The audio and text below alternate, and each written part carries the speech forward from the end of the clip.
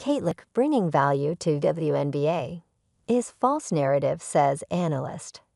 They're talking about her and Angel Reese, not WNBA. An analyst argues that the hype around Caitlin Clark and Angel Reese overshadows their actual impact on the WNBA. Read why this false narrative is gaining attention in the world of sports. Narratives can often take on a life of their own, and the case of Caitlin Clark's impact on the WNBA is no different. Steve Hartman and VJ Husky, two prominent sports analysts, recently engaged in a heated discussion about whether Caitlin Clark's value to the WNBA is being overstated. Hartman is convinced that Clark is the most valuable player in league history, while Husky argues that her influence is limited to her brand and her team, the Indiana Fever. This debate highlights the broader question of how individual star power translates into league-wide growth. Take a look. The case for Caitlin Clark's value. According to Fox Studio Radio, Steve Hartman is adamant that Caitlin Clark is the WNBA's most valuable player. His argument centers on her ability to draw crowds and generate revenue, which he believes are the ultimate measures of a player's value to the league. If you're actually talking about who is the most valuable player in the WNBA, it should unanimously be Caitlin Clark, because she puts butts in seats, Hartman asserts. He acknowledges that being the most valuable doesn't necessarily mean being the best player, but emphasizes the financial and attendance boost she brings.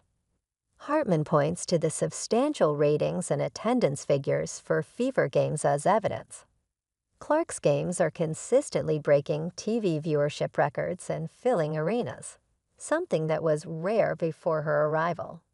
Hartman argues that the mere presence of Clark has given the WNBA an unprecedented opportunity for exposure and growth.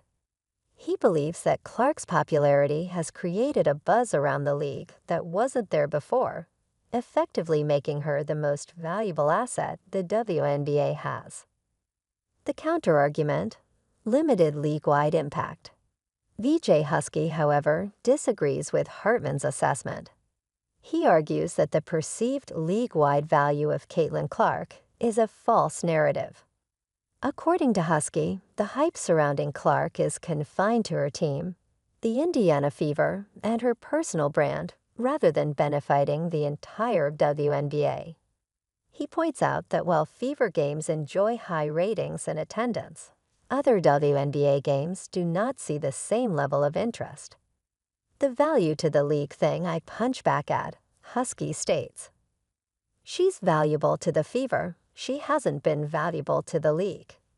He highlights the disparity in viewership between Fever games and other WNBA games, arguing that the broader league is not reaping the benefits of Clark's stardom. Husky believes that the fascination is more about Clark and her rivalry with Angel Reese than about the league itself. Husky also questions the sustainability of Clark's impact.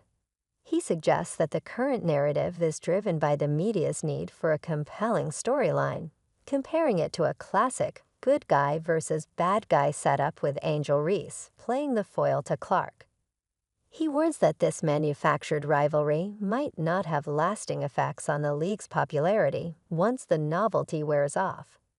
The debate over Caitlin Clark's value to the WNBA is a microcosm of the larger discussion about the impact of individual stars in team sports.